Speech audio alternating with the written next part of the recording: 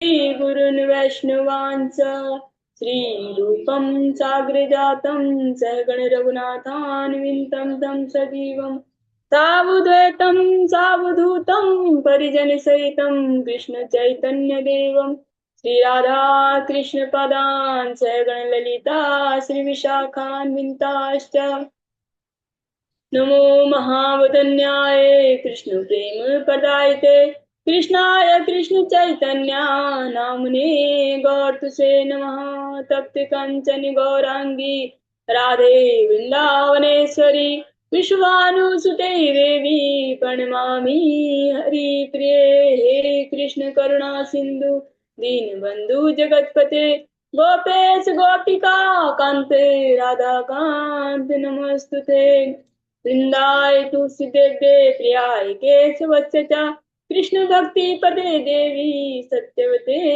नमो नमः वाञ्छाकल्पतरुभ्यश्च कृपा सिन्धुभ्य एव च पतितानां पावनेभ्यो वैष्णवभ्यो नमो नमः जय श्री कृष्ण चैतन्य प्रभु नित्यानंद श्री अद्वैत गदाधर शिवसदि गौर भक्तवृंद हरे कृष्ण कृष्ण कृष्ण हरे हरे हरे राम राम राम हरे हरे।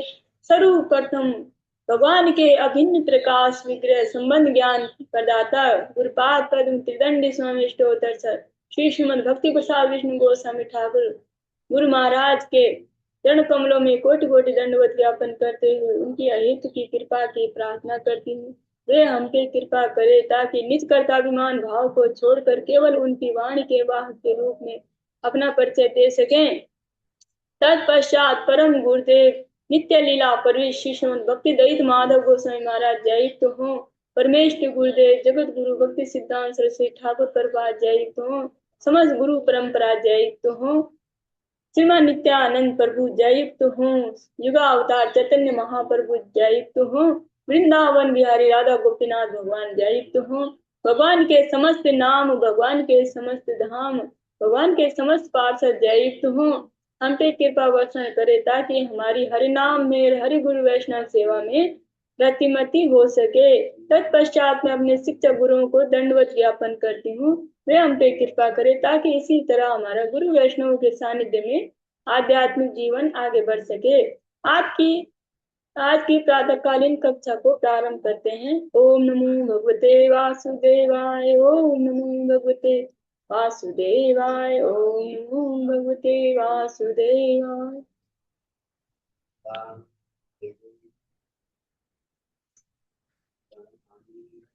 हम सब श्रवण कर रहे हैं ग्रंथराज भागवतम। इसके तृतीय स्कंद के हमने 25 अध्याय कल हमने संपूर्ण कर दिए और हम सब प्रसंग सुन रहे। बहुत ही सुंदर प्रसंग है और ये सभी भागवत जी के प्रसंग सुंदर है और भक्तों की कथा। और लेकिन जो ये प्रसंग है इसमें जो भक्ति योग को बढ़ाने वाला है, जो भी संशय है वो उसको छिन्न भिन्न करने वाले, क्योंकि स्वयं भगवान इसमें बोल रहे हैं। हम सब श्रवण कर रहे हैं कि जो कर्दम मुनि भगवान की आज्ञा लेके अब गृह त्याग करके जो अब भगवान की भक्ति योग में स्थिर हो गए हैं, उन्होंने भगवान को प्राप्त कर लिया है और अब देवभूति मैया उनसे प्रश्न कर रहे हैं। कल हमने श्रवण किया था कि भगवान बोलते हैं कि जो अनन्य भाव से मेरी भक्ति करते हैं और मेरे चरण कमलों में अपना जो चित्त लगा देते, वो निर्भय, वो योगी जन क्या हो जाते हैं, निर्भय हो जाते हैं, त्रितापों से मुक्त हो जाते हैं। और जिन जिन व्यक्तियों के मन भगवान में स्थिर हैं, वे भक्तिमय सेवा का तीव्र अभ्यास करते हैं, जीवन का जो मूल उद्देश्य है उसको प्राप्त करते हैं, भगवान के चरणों की प्राप्ति। आज हम 26वां अध्याय प्रारंभ करने जा रहे हैं। इसमें जो भगवान है, श्री भगवान भौतिक प्रकृति के मूल सिद्धांतों का वर्णन करेंगे।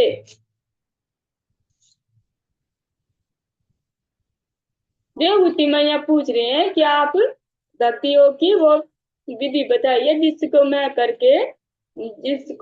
करके मैं भगवान को प्राप्त कर सकूं और जो परम गति है उसको प्राप्त कर सकूं।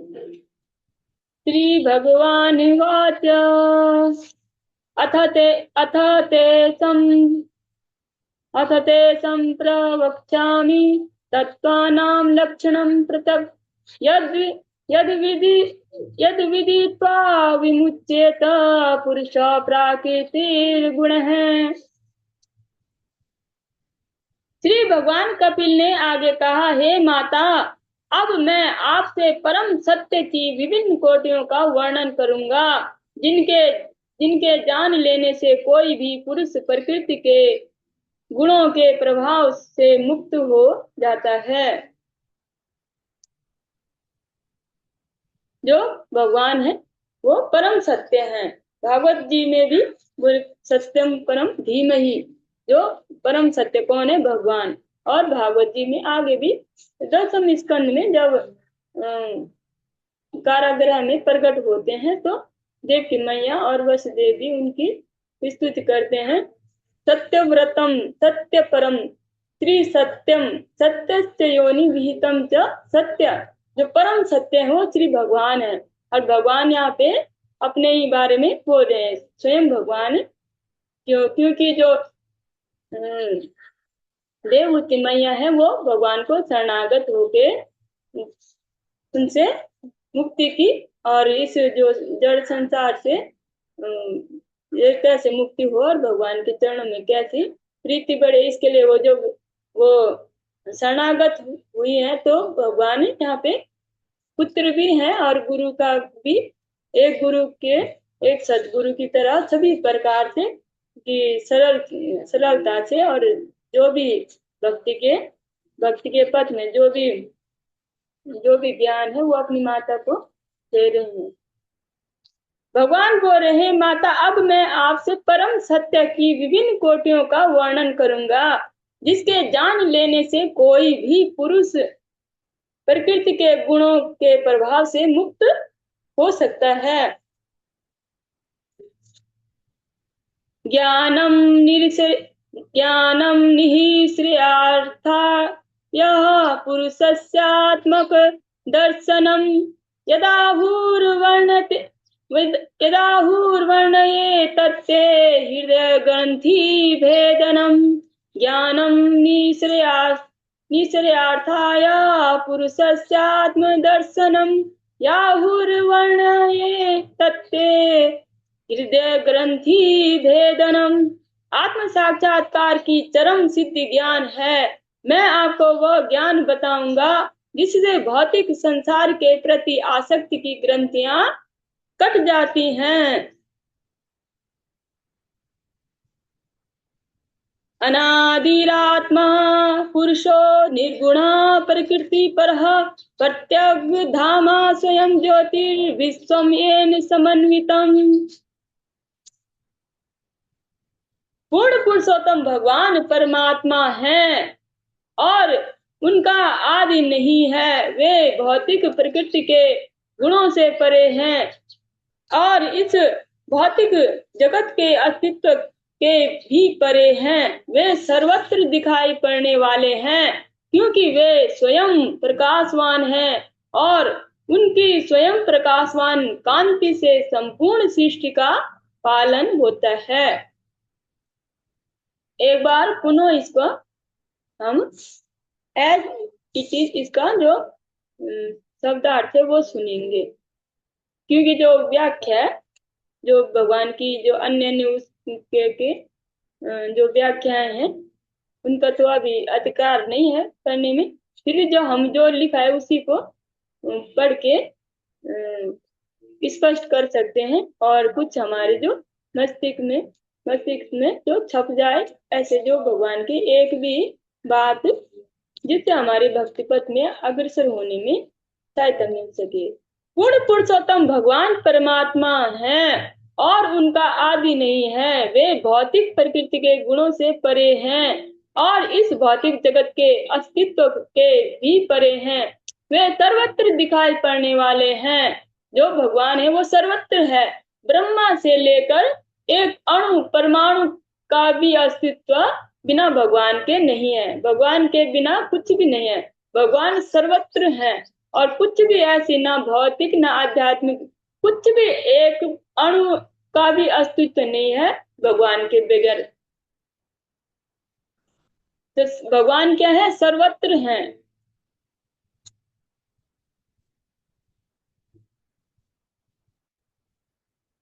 सर्वत्र दिखाई पड़ने वाले हैं क्योंकि वे स्वयं प्रकाशवान हैं और उनकी स्वयं प्रकाशवान कांति से संपूर्ण सृष्टि का पालन होता है। और उन्हीं की जो कांति से क्या होता है? संपूर्ण विश्व का पालन होता है। सभी का पालन करने वाले वही है। उत्पत्ति स्थिति संहार कारणम सर्व कारणम। जो उत्पत्ति और स्थिति, जो उत्पत्ति का भी कारण भगवान ही है। स्थिति मतलब जो पालन कर रहे, पालन हो रहा है स्थिति उसका, वो भी भगवान ही है। और संहार करने वाले भी भगवान ही है। सब कुछ सभी कारणों के कारण क्या है? भगवान है। भगवान ने अन्य अन्य जो देवताओं को उनको ये कार्य दे रखे हैं, लेकिन कंट्रोलर कौन है? स्वयं भगवान है।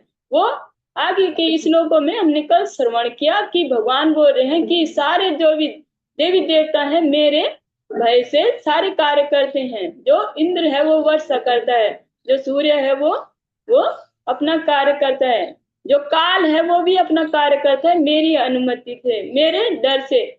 डर मतलब जैसे कोई, जैसे हम इस जगत का उदाहरण देंगे, जैसे यहाँ जो शासन प्रशासन काम करता है तो वो किसके लिए, किसके भय से करता है? सरकार के भय से। कि कहीं अगर कुछ भी मतलब उनके जो जो उन्होंने नहीं कहा, अगर वो करेंगे और या उनके नियमों से बाहर जाएंगे तो क्या होगा? जो उनके पद से वो निरस्त हो जाएंगे। अगर कुछ उन्होंने अपनी तरफ से करने की कोशिश किया हो तो उनको सजा भी हो सकती है। तो इस उससे वो अपने अपने अपने कार्य अच्छे से करते हैं। वो ऐसे ही जो देवी देवताएं हैं, देवी देवता हैं, वो भी भगवान की भय से भगवान के अनुशासन में सारे कार्य करते हैं।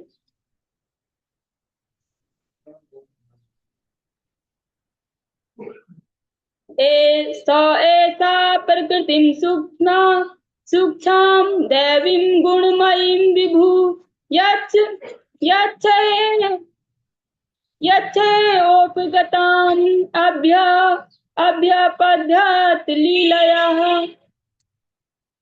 स एषा प्रकृतिं सूक्ष्मां देवीं गुणमयीं विभु यदच्चैवापगतम् अभ्यपद्य लीलयः।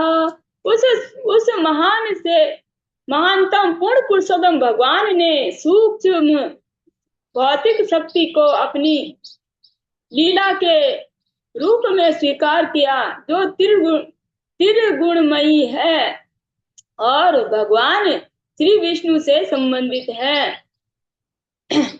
उस महान से महानतम पूर्ण पुरुषोत्तम भगवान ने सूक्ष्म भौतिक शक्ति को अपनी लीला के रूप में स्वीकार किया है, जो त्रिगुणमयी है और भगवान श्री विष्णु से संबंधित है। जो त्रिगुणमयी, जो सतो तमो और रजोगुण, जो ये तीन गुण हैं प्रकृति के, उनके बारे में बोल रहे हैं।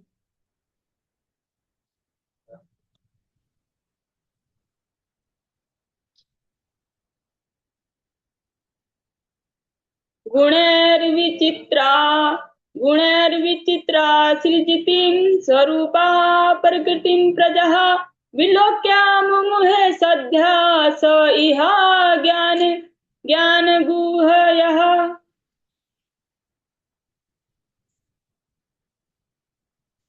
अपने तीन गुणों से अनेक प्रकारों में विभक्त यह भौतिक प्रकृति जीवों के स्वरूपों को उत्पन्न करती है और इसे देखकर सभी जीव माया के ज्ञान आच्छादक गुणों से मोहग्रस्त हो जाते हैं।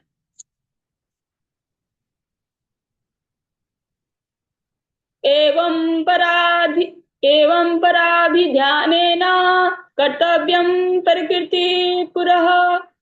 प्रकृते पुमान् कर्मसु क्रियमाणेषु गुणैरात्मनि मन्यते। अपनी विस्मृति के कारण दिव्य जीवात्मा भौतिक शक्ति के प्रभाव को अपना कर्म क्षेत्र मान बैठता है और इस प्रकार प्रेरित होकर त्रुटिवश अपने आप को कर्मों का कर्ता समझता है।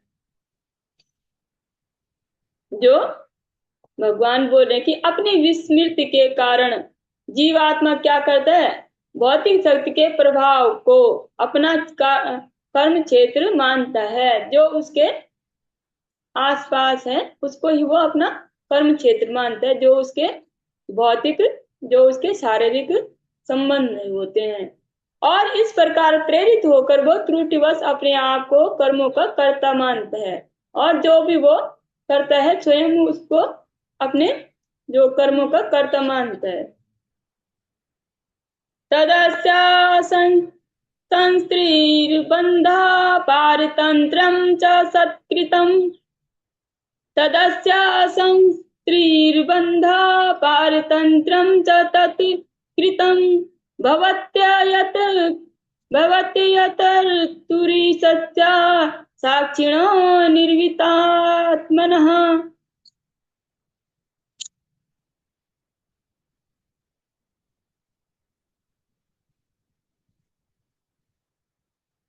भौतिक चेतना ही मनुष्य के बद्ध जीवन का कारण है, जिसमें परिस्थितियां जीव पर भौतिक शक्ति द्वारा हावी हो जाती हैं। यद्यपि आत्मा कुछ भी नहीं करता और ऐसे कर्मों से परे होता है, किंतु इस प्रकार वह बद्ध जीवन से प्रभावित होता है। एक बार इसे पुनः पढ़ते हैं। भौतिक चेतना ही मनुष्य के बद्ध जीवन का कारण है, जिसमें परिस्थितियां जीव पर भौतिक शक्तियों द्वारा हावी हो जाती हैं। यद्यपि आत्मा कुछ भी नहीं करता, ऐसे कर्मों से परे होता है, किंतु इस प्रकार वह बद्ध जीवन से प्रभावित होता है।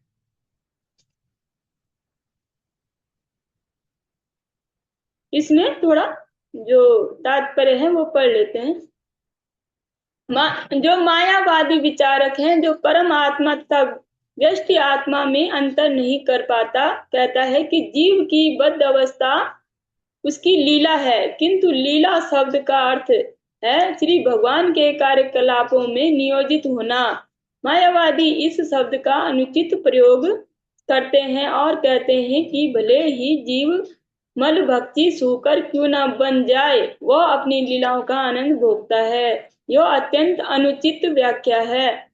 वस्तुतः परमेश्वर समस्त जीवों के नायक हैं तथा पालक हैं और उनकी लीलाएं किसी भी भौतिक कार्य से परे हैं। अतः श्री भगवान की ऐसी लीलाओं को जीव के बद्ध कर्मों तक नहीं लाया जा सकता।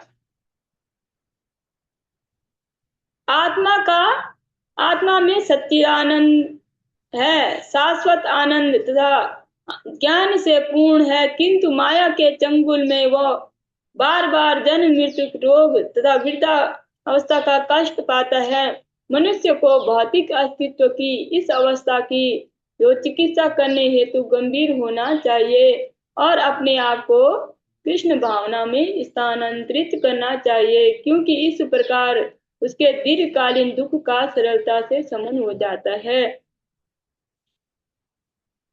जो भी बद्ध जीव के दुखों का कारण क्या है, वो क्या है कि वो खुद को जो भौतिक परिस्थितियां हैं उनको ही मतलब अपना मानते हैं। किसके कारण? अविद्या के कारण।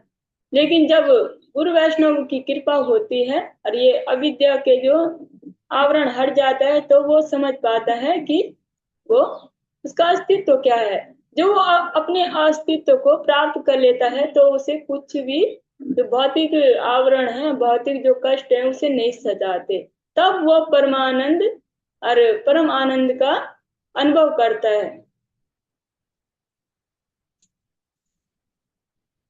लेकिन जब तक अविद्या है तो वो विभिन्न प्रकार के कष्ट भोगता है। कार्य कारण की कार्य कारण कर्तृत्व कार्य कारण कर्तृत्व कारणम प्रकृतिम विदु भोक्तृत्व भोक्तृत्व सुखम दुखाना पुरुषम प्रकृति परम। कार्य कारण कर्तृत्व कारणम प्रकृति प्रकृतिम विदु भोक्तृत्व सुख दुखाना पुरुषम प्रकृते परम। बद्ध जीव के शारीरिक शक्ति इंद्रियां तथा इंद्रियों के अधिष्ठाता देवों का कारण भौतिक प्रकृति है। इसे विद्वान मनुष्य जानते हैं। स्वभाव से दिव्य ऐसी आत्मा के सुख तथा दुख जैसे अनुभव स्वयं आत्मा द्वारा उत्पन्न होते हैं।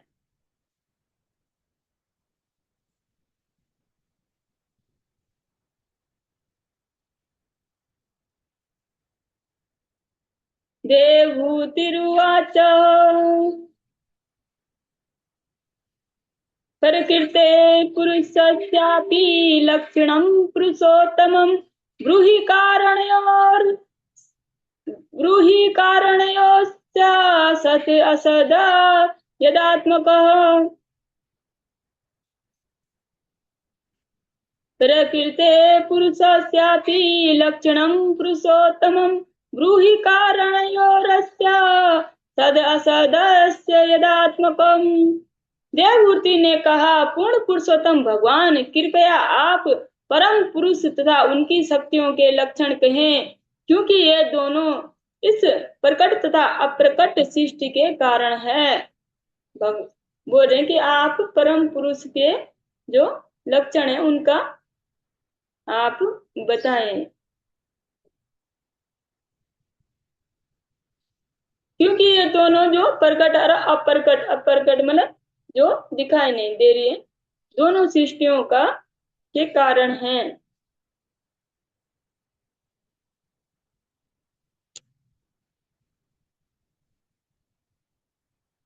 श्री भगवान वाचा यत्त्रिगुणम् अव्यक्तं नित्यं सद असदात्मकं प्रधानं प्रकृतिं प्राहुर् अविशेषं विशेषवत्। पूर्ण पुरुषोत्तम भगवान ने कहा, तीनों गुणों का अप्रकट शाश्वत संयोग ही प्रकट अवस्था का कारण है और प्रधान कहलाता है। जब यह प्रकट अवस्था में होता है तो इसे प्रकृति कहते हैं। एक बार पुनः इसे शब्दार्थ को पढ़ लेते हैं। भगवान ने कहा, तीनों गुणों का अप्रकट शाश्वत संयोग ही प्रकट अवस्था का कारण है और प्रधान कहलाता है। जब यह प्रकट अवस्था में होता है तो इसे प्रकृति कहते हैं।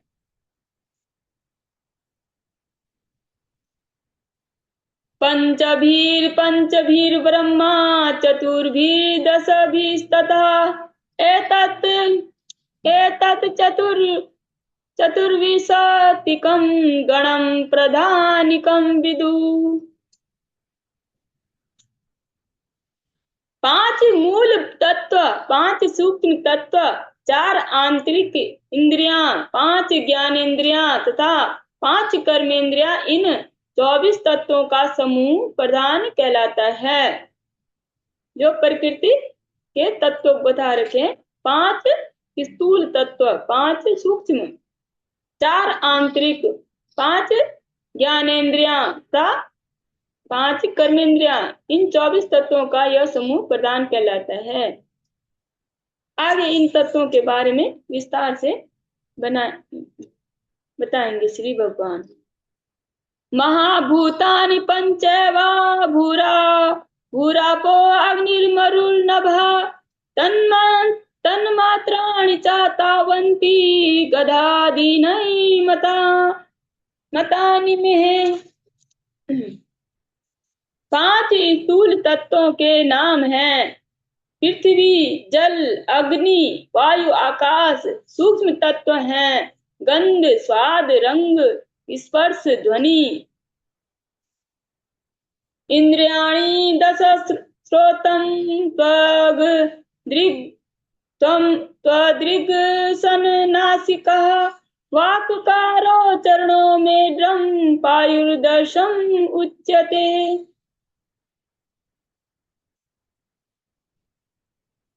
ज्ञान इंद्रियों तथा कर्म इंद्रियों को मिलाकर इनकी संख्या 10 है। ये हैं श्रवण इंद्रियां, स्वाद इंद्रियां, स्पर्श इंद्रिया, दृश्येंद्रिया, घ्राणेन्द्रिया, वागेंद्रिया, कार्य करने की इंद्रियां, चलने की इंद्रियां, ज्ञानेन्द्रियां तथा मल त्याग की इंद्रियां। मनोबुद्धिर अहंकार चित्तमित्यांतरात्मकं चतुर्धा लक्ष्यते भेदो विद्या लक्षण रूपया। आंतरिक सूक्ष्म 5 आंतरिक सूक्ष्म इंद्रियां मन, बुद्धि, अहंकार तथा कलुषित चेतना के रूप में 4 प्रकार की जानी जाती है। जो आंतरिक जो इंद्रियां बोल रखी हैं, आंतरिक सूक्ष्म इंद्रियां कौन कौन से हैं? मन, बुद्धि, अहंकार तथा कलुषित चेतना के रूप में ये 4 जानी जाती हैं। उनके विभिन्न कार्यों के अनुसार ही इनमें भेद किया जा सकता है, क्योंकि ये विभिन्न लक्षणों को बताने वाले हैं। एतावानेव संख्यातो ब्रह्मणः सगुणस्य सन्वेषो मया प्रोक्तो यह काला पंचविंशकः। इन सबको सुयोग्य ब्रह्म माना जाता है। इन सबको मिलाने वाला तत्व काल कहलाता है, जिसे 25वें तत्व के रूप में गिना जाता है। प्रभावं पौरुषं प्राहुर्कालम् एकायतो भयम् अहंकार विमूढस्य कर्तुर्प्रकृतिर्मीयुषः। पूर्ण पुरुषोत्तम भगवान का प्रभाव काल तत्व में अनुभव किया जाता है, क्योंकि यह भौतिक प्रकृति के संपर्क में आने वाले मोहित आत्मा के अहंकार के कारण मृत्यु का भय उत्पन्न करता है। पूर्ण पुरुषोत्तम भगवान का प्रभाव काल तत्व में अनुभव किया जाता है, जो काल में भगवान के दर्शन किए जाते हैं, क्योंकि यह भौतिक प्रकृति के संपर्क में आने वाले मोहित आत्मा के अहंकार के कारण मृत्यु का भय उत्पन्न करता है।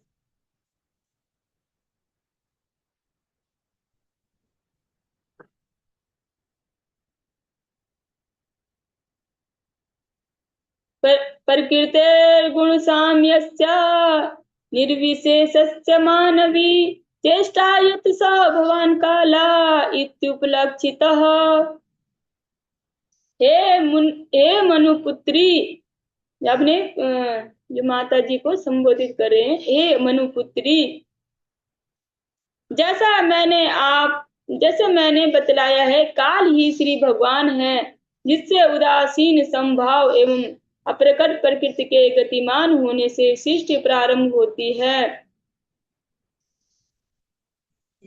क्या बोल रहे हैं? जैसा कि मैंने बताया, काल ही भगवान है, जिससे उदासीन संभाव एवं अप्रकट प्रकृति के गतिमान होने से सृष्टि प्रारंभ होती है।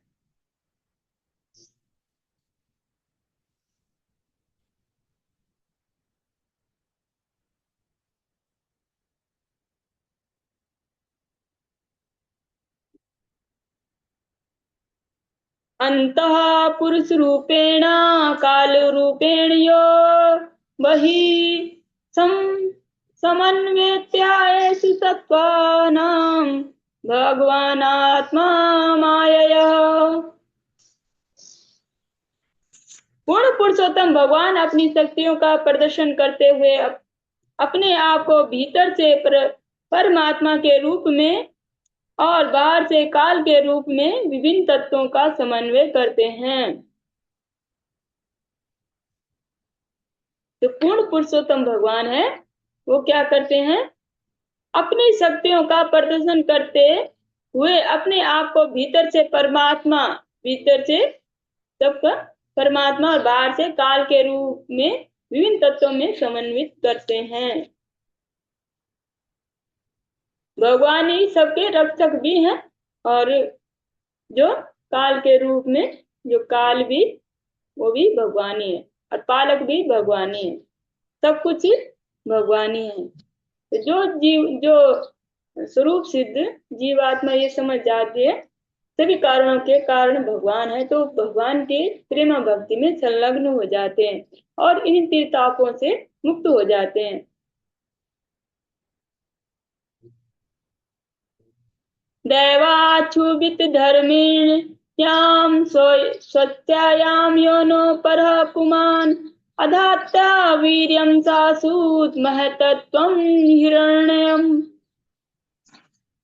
देवाच्छुभित धर्मीणां स्वस्यायां योनो परः पुमान् आधत्ता वीर्यं सासूत महतत्वं हिरण्यमयम्।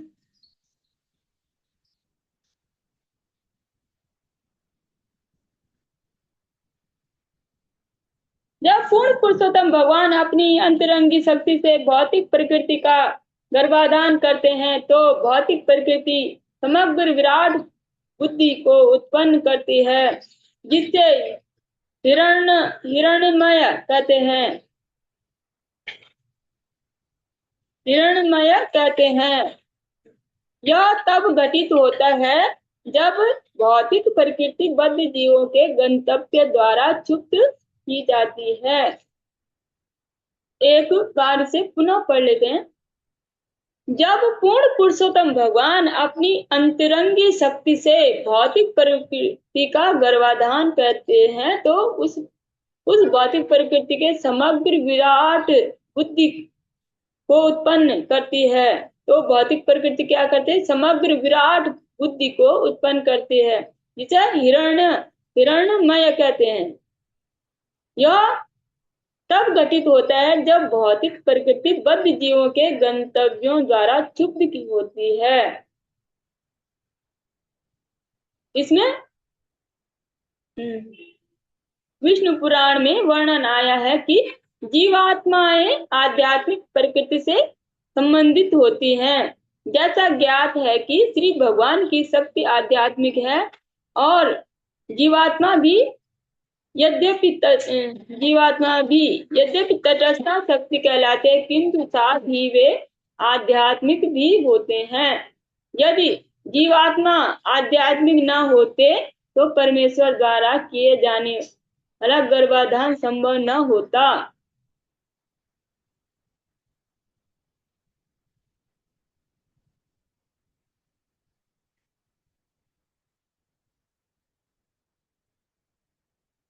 विश्वमात्मा गतं व्यञ्जन कूटस्थो जगत् अंकुरः स्वतेजसा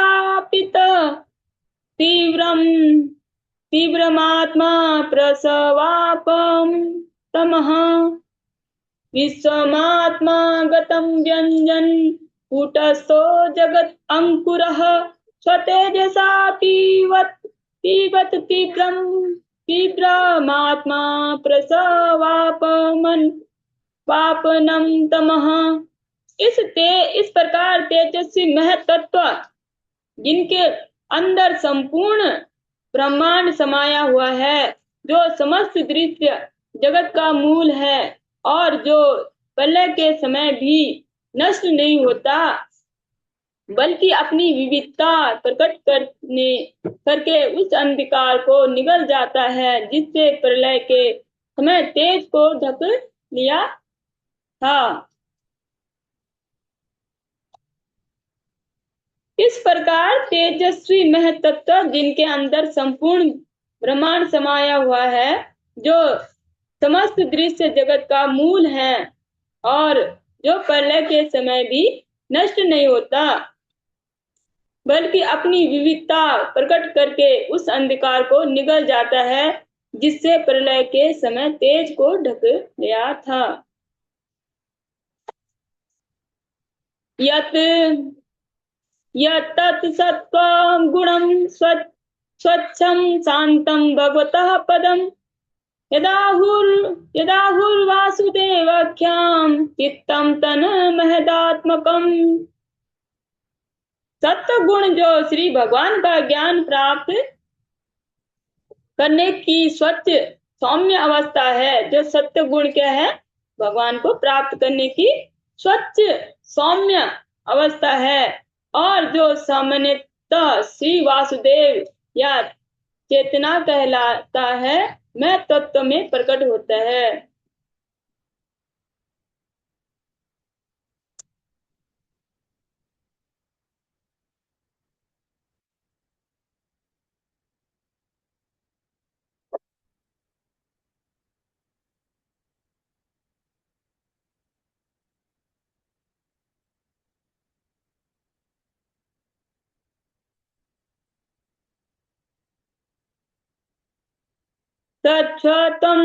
स्वच्छतम् अविकारित्वं शान्तं तम् इति चेतसः वृत्तिभिर्लक्षणं प्रोक्तं यथापां प्रकृतिः परः।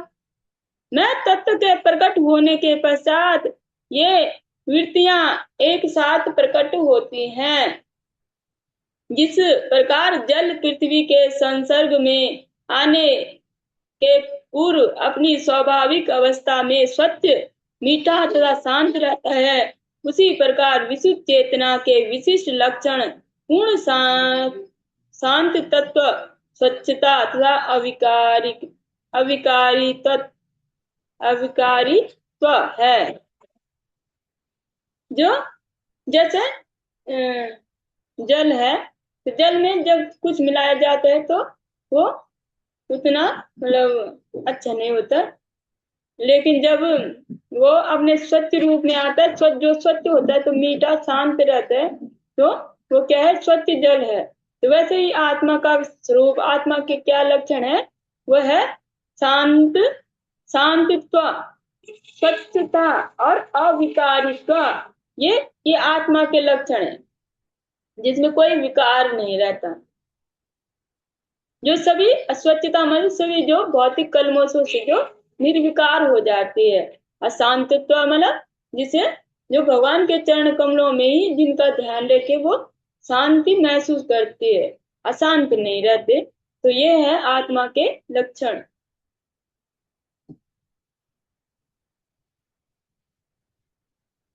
महतत्वाद विकुर्वाणाद भगवत वीर्यासम भवाति क्रियाशक्तिर अहंकार त्रिविधा संपत संपद्यत वैकारिकस् तेजस्य तामस्य यतो भव मनश्चेन्द्रियाणां च भूतानां महतामपि।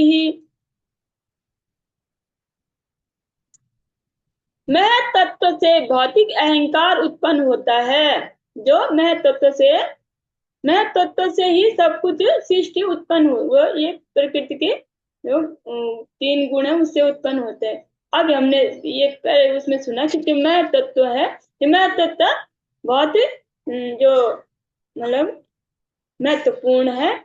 और इसको समझना भी थोड़ा थोड़ा हम भी समझेंगे। कभी गुरु वैष्णवों की कृपा होगी तो वैष्णव के सानिध्य में उनसे पूछेंगे ये मैं तत्व।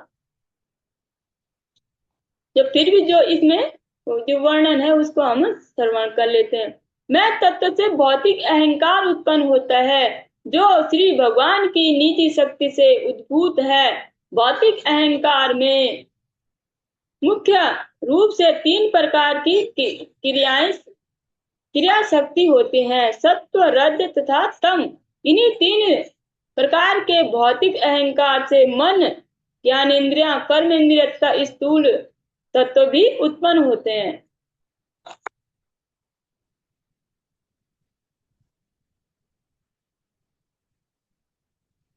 सहस्रशीर्षं सहस्राद सहस्रशीर्षं साक्षाद अध्यम अनंतं प्रचक्षते संकर्षणाख्यं पुरुषं भूतेन्द्रियां मनोमयम्। स्थूल तत्वों का स्रोत इंद्रियां तथा मन, ये ही तीन प्रकार के अहंकार उनके समान है, क्योंकि अहंकार ही उनका कारण है। ये संकर्षण के नाम से जाने जाते हैं, जो 1000 सिरों वाले साक्षात भगवान अनंत हैं। एक बार इन्हें पुनः श्रवण करते हैं। स्थूल तत्वों के स्रोत क्या है? इंद्रियां तथा मन, ये तीनों प्रकार के अहंकार उनके समान हैं, क्योंकि अहंकार ही उनका कारण है। ये श्री संकर्षण के नाम से जाने जाते हैं, जो 1000 सिरों वाले हैं।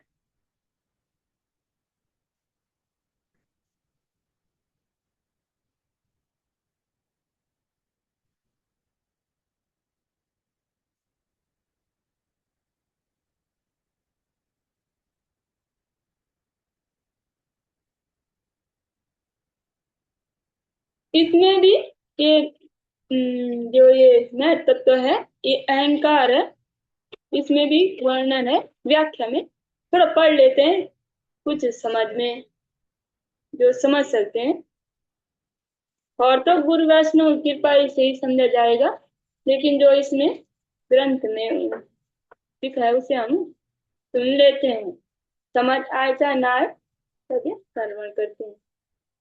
मिथ्या अहंकार से मुक्ति पाने हेतु मनुष्य को श्री संकर्षण की पूजा करनी होती है। श्री संकर्षण की पूजा शिव के माध्यम से भी की जाती है। शिव के शरीर में लिपटे रहने वाले सर्प श्री संकर्षण के ही प्रतिनिधि हैं, और शिव सदैव श्री संकर्षण के ध्यान में तल्लीन रहते हैं। जो कोई श्री संकर्षण के ही भक्त के रूप में शिव की पूजा करते हैं, वो मिथ्या अहंकार से मुक्त हो सकता है और हो सकता है। यदि कोई मानसिक उद्वेगनाओं से मुक्ति चाहता है, तो उसे श्री अनिरुद्ध की पूजा करनी चाहिए। तो जो ये मिथ्या अहंकार, इससे मतलब इसे हम ये समझ सकते हैं, जो मिथ्या अहंकार है वो क्या है? श्री संकर्षण से ही मतलब इसे कंट्रोल किया जा सकता है, इससे इससे विजय पाया जा सकता है। क्योंकि जो संकर्षण है, जो बलराम जी हैं, वो क्या है? वो जो जीवों के क्या है? वो गुरु तत्व है। तो जो गुरु ही जो इस भौतिक प्रकृति है, और इनसे कैसे इनसे विजय प्राप्त करके और आध्यात्मिक स्थिति में स्थिर होना है, वो बता सकते हैं। आज की कक्षा को हम यहीं पे विश्राम देते हैं। वांछा कल्पतरुभ्यश्च कृपा सिंधुभ्यश्च पतितानां पावनेभ्यो वैष्णवेभ्यो नमः।